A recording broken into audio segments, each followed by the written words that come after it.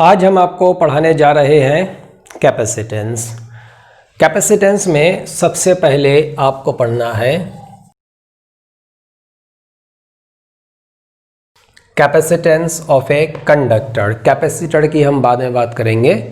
तो पहले ये देखो कि एक आइसोलेटेड कंडक्टर का कैपेसिटेंस क्या होता है। देखो, ये एक कंडक्टर है, किसी भी शेप का हो, एक मेटल का एक पीस है।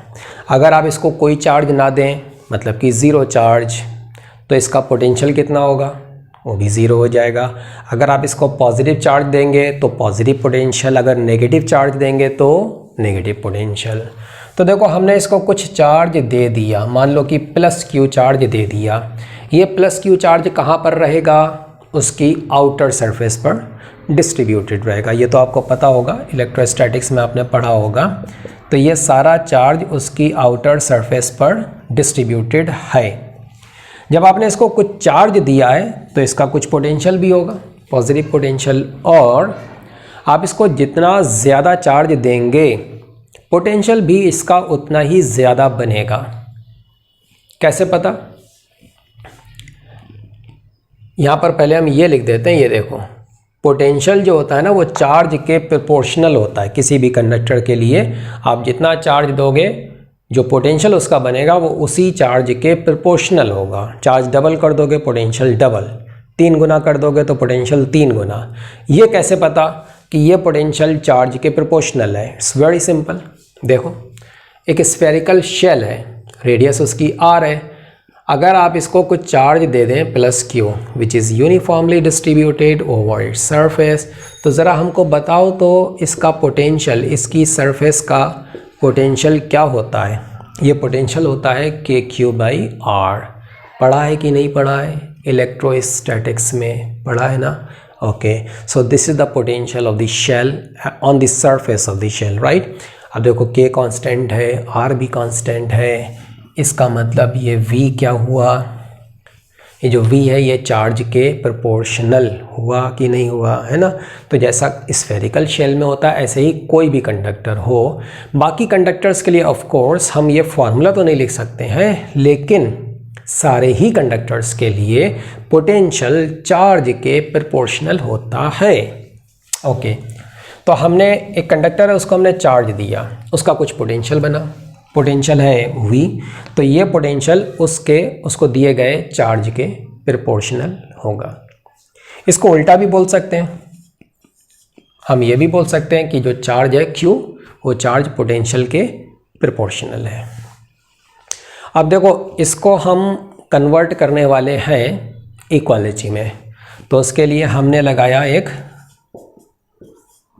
Proportionality constant. ये प्रोपोर्शनैलिटी कांस्टेंट हमने क्या लगाया? Capital C, capital C। तो ये जो कैपिटल C है ना, इसी को बोला जाता है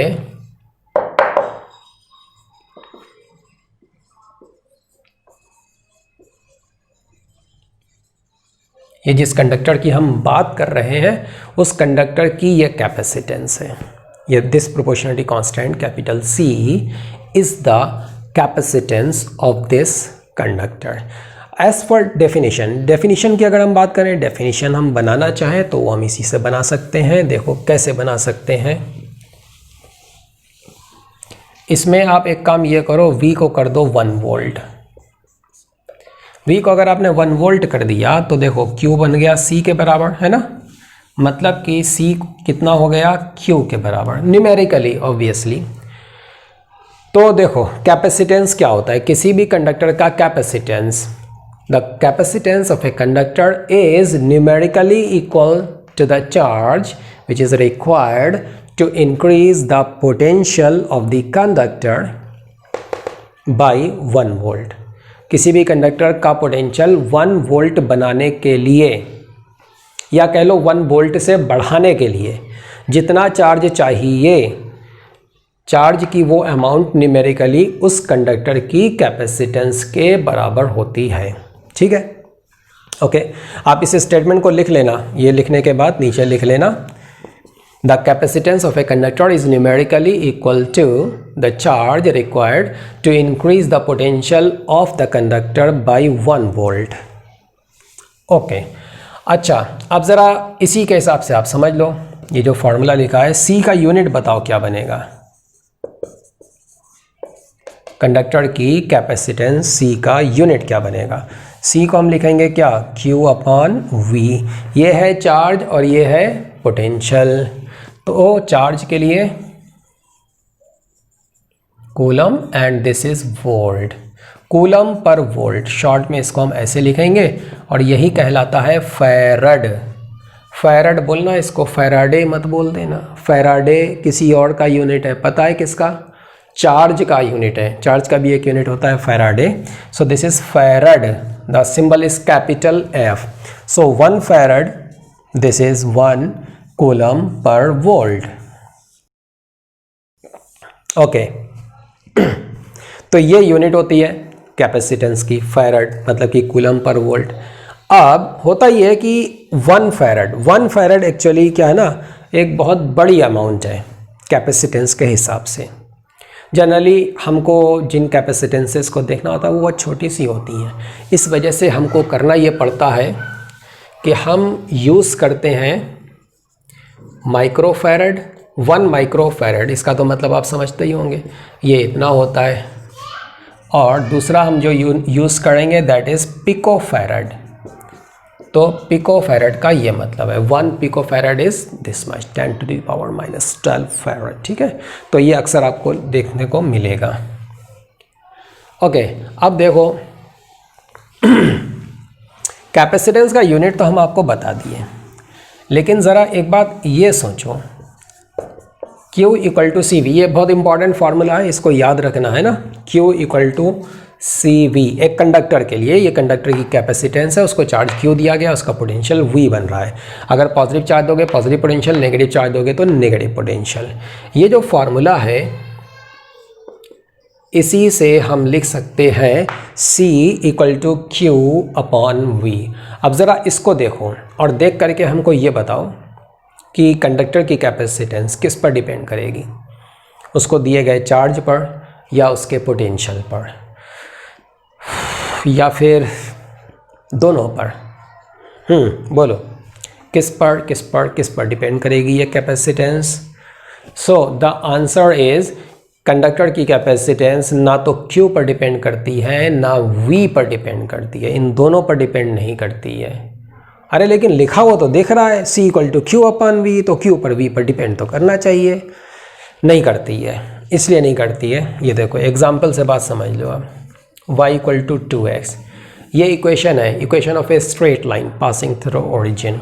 इसी से हम 2 को क्या लिख सकते हैं, y/x, है ना।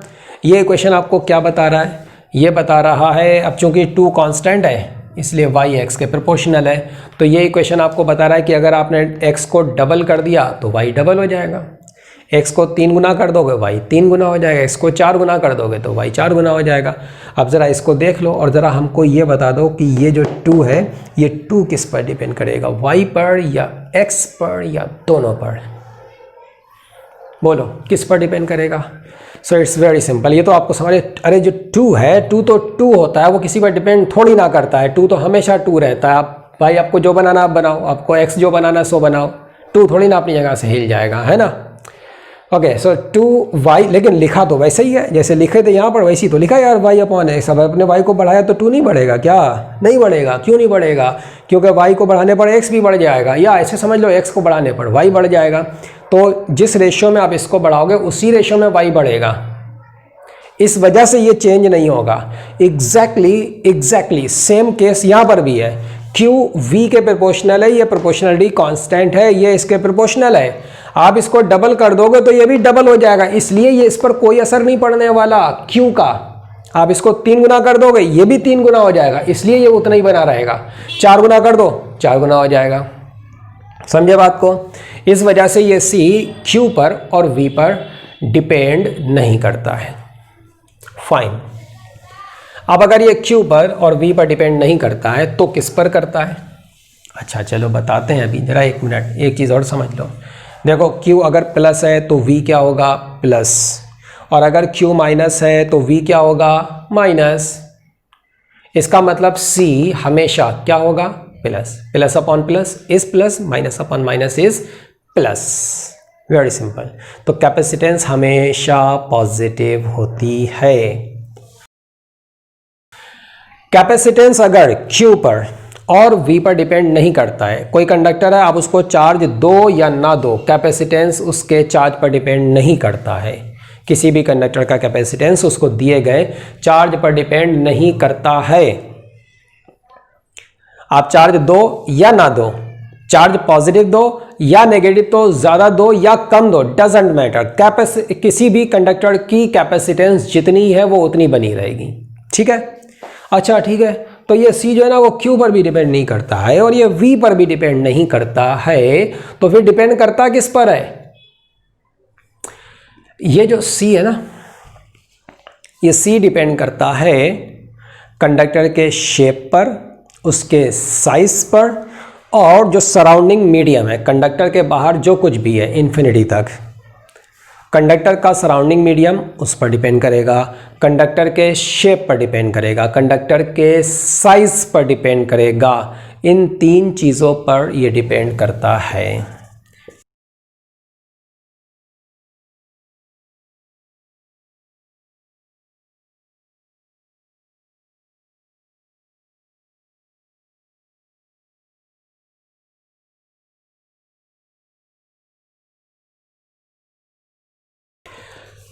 Capacitance of a conductor depends upon the shape and size of the conductor and its surrounding medium। ये आप नोट कर लीजिए।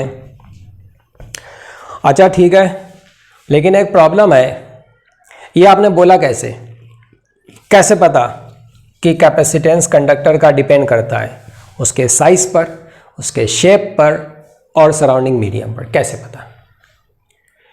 कैसे पता वो देखो आप, उसके लिए आपको एक टॉपिक पढ़ना पड़ेगा।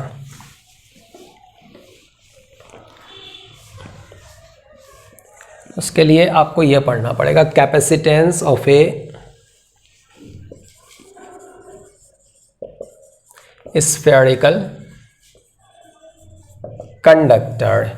यहां पर स्फेरिकल कंडक्टर से हमारा मतलब है कोई स्फेरिकल शेल, मेटल का बना हुआ, या फिर कोई solid sphere, metallic solid sphere, चाहे वो आयरन का बना हो, एल्यूमिनियम का बना हो, गोल्ड का बना हो, सिल्वर का बना हो, प्लैटिनम का बना हो, किसी का भी बना हो। तो एक कंडक्टिंग सॉलिड स्फेयर है, या फिर स्फेरिकल, और या फिर एक स्फेरिकल शेल है। उसकी कैपेसिटेंस क्या होगी ये हमें फाइंड करना है। ये फाइंड हम कर लेंगे बड़ी आसानी से, और इसी से आपको वो 3 पॉइंट भी समझ में आ जाएंगे डिपेंडेंस वाले। तो देखो, एक स्फेरिकल शेल है, इसकी कुछ रेडियस होगी, रेडियस r है। इसको हमने चार्ज दे दिया, तो जितना भी हम चार्ज देंगे ये सब इसकी सरफेस पर फैल जाएगा। अगर यह सॉलिड स्फेयर भी होता तो भी इस चार्ज का कोई भी हिस्सा, ज़रा सा भी हिस्सा अंदर तो रहता नहीं, वो सब सरफेस पर ही रहता, आउटर सरफेस पर। तो अंदर में मेटल के भरे होने से और ना होने से, अंदर से खोखला होने से भी कोई फ़र्क नहीं पड़ने वाला। So as far as capacitance is concern, इसके अंदर क्या है उससे कोई मतलब नहीं रहेगा। ठीक है, चाहिए खाली हो, अंदर से हॉलो हो, शेल हो, या अंदर से पूरा सॉलिड हो, doesn't matter as far as it is spherical and the radius remains r। so हमने इसको चार्ज दे दिया Q और ये सब इसकी आउटर सरफेस पर डिस्ट्रीब्यूट हो गया, तो इसका कुछ पोटेंशियल बनेगा। अब ये तो आपको पता होना चाहिए, इलेक्ट्रोस्टैटिक्स पढ़ चुके हो ना। इसकी सरफेस पर पोटेंशियल बताओ कितना बनेगा? एक स्फेरिकल शेल की सरफेस का पोटेंशियल क्या होता है? KQ/R। देखो एक बात समझ लो, अभी हमने आपको एक कंडक्टर की कैपेसिटेंस ये बताई, तो इसी से आप ये समझ सकते हो कि अगर आपको किसी भी कंडक्टर की कैपेसिटेंस फाइंड करना हो, उसके लिए आप क्या करोगे? आप उस कंडक्टर को कुछ चार्ज दो, कुछ चार्ज दे दो, और उसका पोटेंशियल फाइंड कर लो, पोटेंशियल फाइंड कर लो, फिर उस चार्ज को उस पोटेंशियल से डिवाइड कर दो, बस मिल गया कैपेसिटेंस। Very simple. तो देखो, अच्छा ये के तो आपको पता है ना, के क्या होता है? ये होता है के 100 इस स्फेरिकल शेल को हमने चार्ज दिया और उस चार्ज के टर्म्स में इसका जो पोटेंशियल बन रहा है शेल का वो हमने फाइंड कर लिया, इलेक्ट्रोस्टैटिक्स का फॉर्मूला। अब हम क्या करेंगे, इसकी कैपेसिटेंस क्या हो जाएगी, इसको दिया गया चार्ज अपॉन इसका पोटेंशियल। तो चार्ज को पोटेंशियल से डिवाइड कर दो, ये रहा पोटेंशियल, इधर ये लिखा हुआ है Q upon 4 pi epsilon not R। तो ये कितना बन गया, 4 pi epsilon not into capital R। ठीक है, एक स्फेरिकल शेल या फिर एक solid sphere conducting, obviously conducting, इसकी कैपेसिटेंस क्या होती है, 4 पाई एप्सिलॉन नॉट R। एक स्फेरिकल कंडक्टर की, स्फेरिकल शेल की कैपेसिटेंस होती है 4 पाई एप्सिलॉन नॉट R। इसको याद रखना, बहुत इंपॉर्टेंट फार्मूला है। ठीक है, अब देखो इस फार्मूले से आपको ये समझ में आएगा कि कंडक्टर की कैपेसिटेंस किस तरीके से उसके शेप पर, उसके साइज पर, उसके सराउंडिंग मीडियम पर डिपेंड करती है। अगर हम शेल की रेडियस को बढ़ा दें, बताओ कैपेसिटेंस बढ़ेगी कि नहीं बढ़ेगी, बढ़ जाएगी। इसका मतलब कैपेसिटेंस रेडियस पर डिपेंड कर रही है, रेडियस मतलब साइज, तो साइज पर डिपेंड कर रही है। अब समझ में आ रहा है कि क्यों किसी भी कंडक्टर की कैपेसिटेंस उसके साइज पर डिपेंड करती है। अच्छा, शेप देखो, हमने जो अभी पोटेंशियल का फार्मूला लिखा था, ये लिखा था ना, और इसी को यूज़ करके हमने ये कैपेसिटेंस ड्राइव करी है। अब आप ये बताओ, जो कंडक्टर हमने लिया था, अगर वो स्फेरिकल शेल ना होता तो क्या पोटेंशियल को आप ये लिख सकते थे, नहीं लिख सकते थे। ये जो पोटेंशियल आपने लिखा है इसी वजह से आपको ये मिल रहा है, और ये पोटेंशियल आपने ये जो लिखा है ये इसलिए लिखा है क्योंकि वो कंडक्टर स्फेरिकल है, तब ये लिखा है, नहीं तो नहीं लिख सकते थे। इसका मतलब स्फेरिकल है तभी ये होगा, स्फेरिकल के अलावा कुछ और हो गया तो पोटेंशियल इतना नहीं बनेगा, कुछ और बनेगा। तो अगर वो बदल जाएगा तो फिर ये कैपेसिटेंस भी बदल जाएगी। इसका मतलब शेप जब चेंज किया हमने तो कैपेसिटेंस भी चेंज हो गई। आई बात समझ में? तो ये दो बातें आपकी समझ में आ चुकी हैं। The capacitance depends upon the size of the conductor and it depends upon the shape of the conductor, right? Okay, अच्छा, सराउंडिंग मीडियम, तीसरा पॉइंट, किसी कंडक्टर की कैपेसिटेंस सराउंडिंग मीडियम पर डिपेंड कैसे करती है। तो देखो ये ऐसे करती है, ये जो शेल था ना, इसके आसपास, ये आसपास में सब पता है क्या था, वैक्यूम था, वैक्यूम, फ्री स्पेस। और इसी वजह से ये जो K है इसको आपने क्या लिखा था, इसको आपने ये लिखा था ये, तो तब जाकर के ये मिल रहा है कैपेसिटेंस। तो K को जो आपने ये लिख दिया 1/4 pi epsilon not, epsilon not, epsilon not किसके लिए है, ये वैक्यूम के लिए है। तो सराउंडिंग में जब वैक्यूम है ना तब आप ये लिख सकते हो। अगर वैक्यूम नहीं है, कोई और मीडियम है, तो फिर एप्सिलॉन नॉट नहीं रहेगा, एप्सिलॉन नॉट इंटू K आएगा, यानी कि आप बोल सकते हैं कि एप्सिलॉन आएगा। ठीक है, तो सराउंडिंग मीडियम अगर बदल जाएगा ना तो ये एप्सिलॉन नॉट यहाँ से हट जाएगा, ये भी बदल जाएगा, इसका मतलब कैपेसिटेंस बदल जाएगी। अब आपको ये बात समझ में आ रही होगी कि किसी भी कंडक्टर की कैपेसिटेंस तीन चीज़ों पर डिपेंड करती है, उसके शेप पर, उसके साइज पर और उसके सराउंडिंग मीडियम पर। एक स्फेरिकल शेल की, इस सॉलिड स्फीयर की कैपेसिटेंस होती है 4/एप्सिलॉन नॉट R, 4/एप्सिलॉन नॉट R। अब अगर हम आपसे ये बोलें कि आप एक ऐसा शेल बनाओ जिसकी कैपेसिटेंस आपको ज़्यादा रखना है, कैसे रखोगे, दैट्स योर प्रॉब्लम। हमको तो एक शेल ऐसा बना के दो जिसकी कैपेसिटेंस ज़्यादा हो, तो बताओ आप क्या करोगे। आप एक स्फेरिकल कंडक्टर की कैपेसिटेंस बढ़ाने के लिए क्या कर सकते हो, 4 का कुछ नहीं कर सकते हो, इस सब का तो आप कुछ नहीं कर सकते हो। R आपके कंट्रोल में है, तो आप क्या करोगे, R को बढ़ा दोगे, वेरी सिंपल। R को आपने बढ़ा दिया, कैपेसिटेंस बढ़ गई।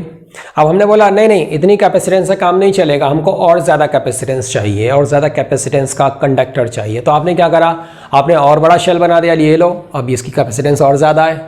अरे नहीं नहीं, इतने से नहीं चलेगा, हमको और ज़्यादा कैपेसिटेंस चाहिए। तो आप क्या करोगे, और ज़्यादा बना दोगे। अरे आप आर को कितना बढ़ा लोगे, कितना बड़ा शेल बना सकते हो? अच्छा अर्थ के बराबर बना लोगे? अर्थ के बराबर नहीं बना सकते ना, लेकिन अर्थ तो ऑलरेडी है ना हमारे पास अवेलेबल, यहीं पर अर्थ पर ही खड़े हैं ना हम। तो जो सबसे बड़ा स्फीयर अभी हम हमारे आसपास है उसके हिसाब से अगर सोचा जाए तो ज़रा देख लो, असल में ये जो आर को बढ़ाने का प्रोसेस है ना, आर को बढ़ा करके कैपेसिटेंस को बढ़ाना, ये कोई बहुत इफ़ेक्टिव तरीका नहीं है, ये बहुत यूज़लेस तरीका है। मुझे आपको बताते हैं, समझाते हैं। अभी पहले एक चीज़ ये देख लो, अगर हम अर्थ की बात करें, अर्थ भी एक सॉलिड स्फीयर है ना।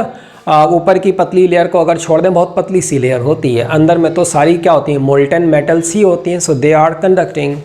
तो अर्थ की रेडियस आपको पता होना चाहिए 6400 किलोमीटर।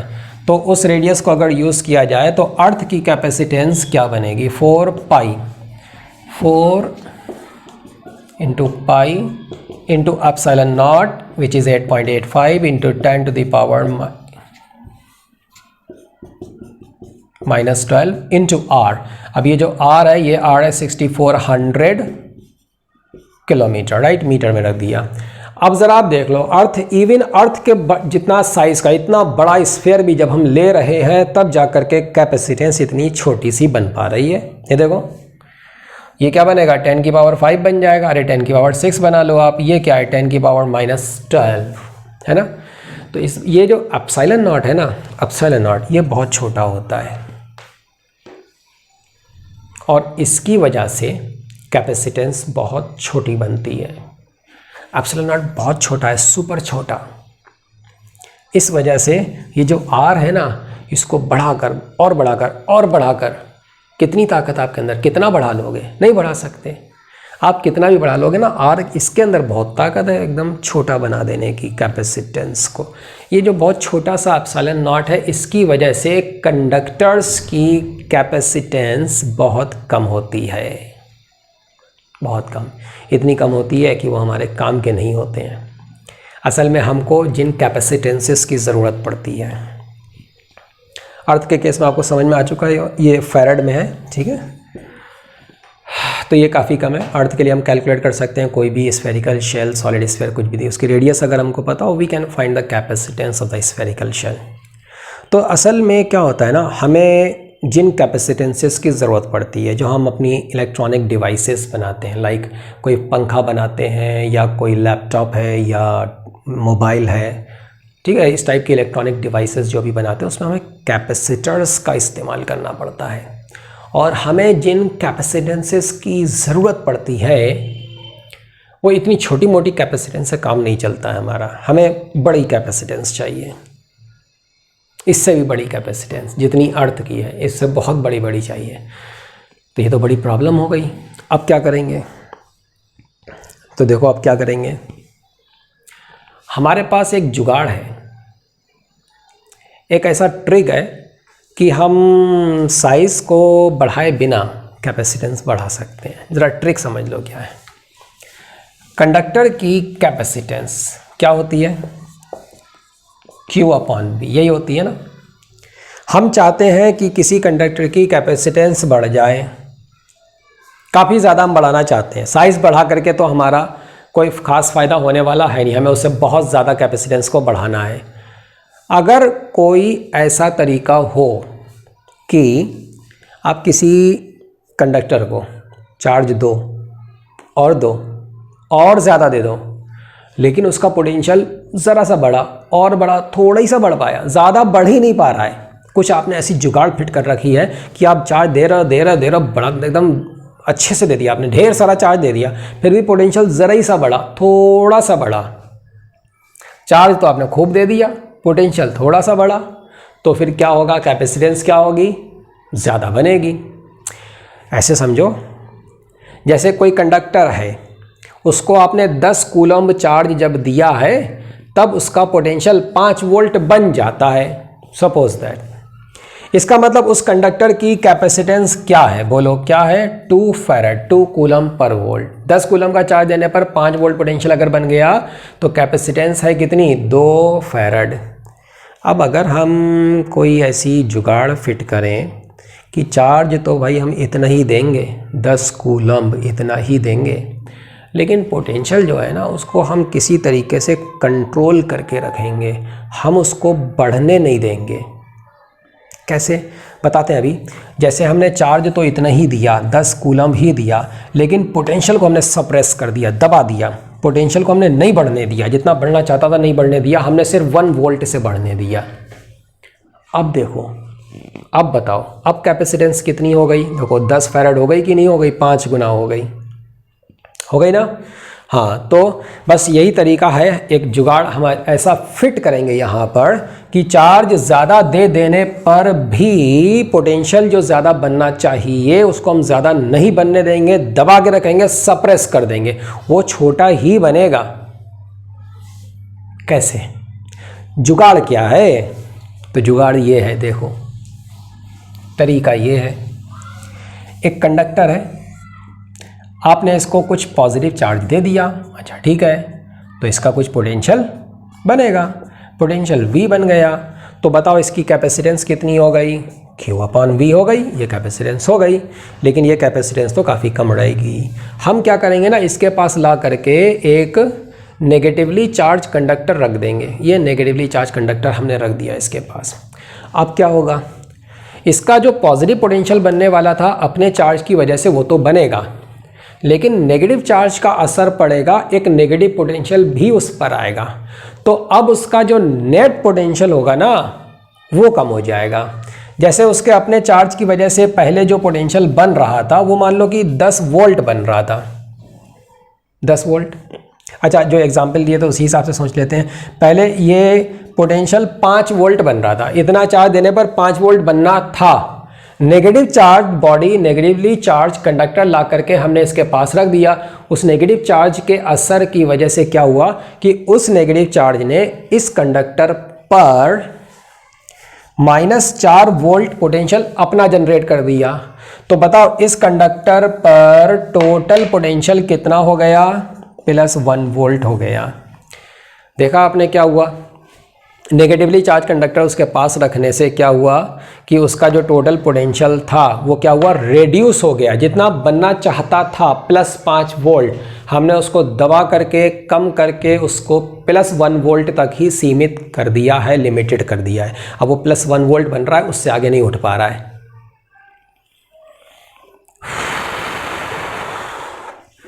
तो फिर चार्ज तो आपने दे दिया अच्छे से, चार्ज तो आपको जितना देना था उतना आपने दे दिया, लेकिन पोटेंशियल उतना नहीं बढ़ पाया, थोड़ा सा बढ़ा, ज़रा सा बढ़ा। तो ये ज़रा सा है और ये बहुत सा है, तो क्या हुआ, कैपेसिटेंस ज़्यादा बन जाएगी। बस ये एक छोटी सी जुगाड़ होती है हमारी, एक ट्रिक होती है।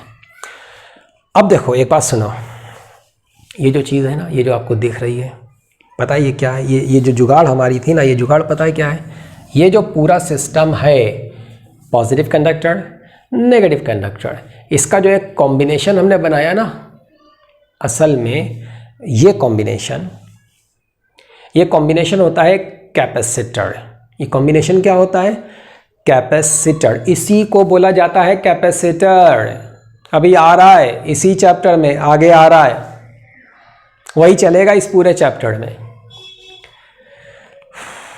कैपेसिटर की बात तो हम बाद में कर लेंगे, ज़रा कुछ चीज़ें और भी हैं।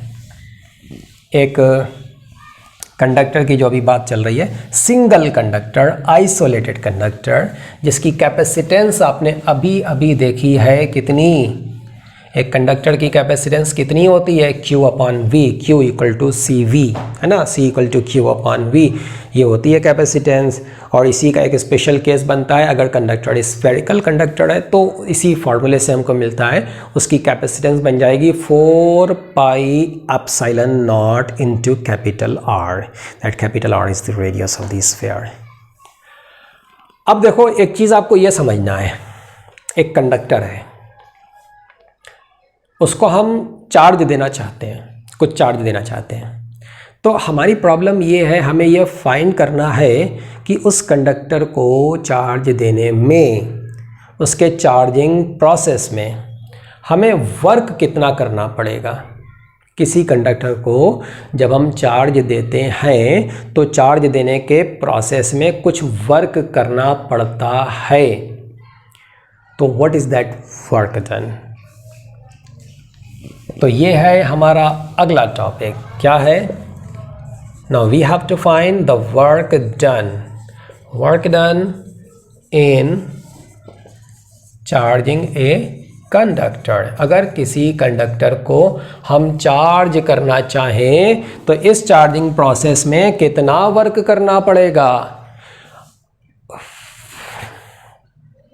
इसी में आपको साथ में एक चीज़ और पढ़ने को मिलेगी, वो ये है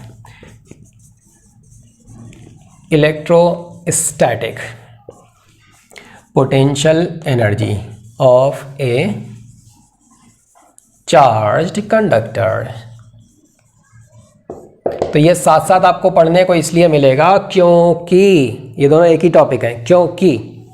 क्योंकि आप किसी भी कंडक्टर को चार्ज करने में जो भी वर्क करते हैं वो सारा की सारा वर्क जाकर के स्टोर हो जाता है कंडक्टर की, चार्ज्ड कंडक्टर की इलेक्ट्रोस्टैटिक पोटेंशियल एनर्जी की फॉर्म में। जो भी वर्क होगा वो उसकी पोटेंशियल एनर्जी के बराबर होगा, जाकर के वो स्टोर हो जाएगा पोटेंशियल एनर्जी की फॉर्म में। बताते हैं आपको, अभी उसके बारे में और डिटेल्स आएंगी एग्जैक्टली वो एनर्जी होती कहाँ है, कैसे स्टोर होती है। तो पहले हम इसकी बात कर लेंगे, वर्क डन। अगर हमने वर्क डन कैलकुलेट कर लिया तो ये भी हमको मिल जाएगा, right. So let us calculate what is the work done.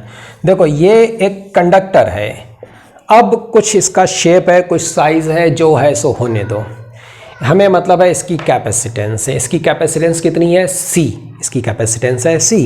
अब हम इसको कुछ चार्ज देना चाहते हैं, मे बी टोटल चार्ज हम इसको इतना देना चाहते हैं, और देखते हैं कि इसमें हमें कितना वर्क करना पड़ेगा। तो ये जो चार्ज देना चाहते हैं ना, ये चार्ज हम एकदम से इस कंडक्टर को नहीं देंगे, पूरा का पूरा नहीं देंगे, बल्कि हम इसको धीरे धीरे धीरे देंगे, थोड़ा थोड़ा करके देंगे।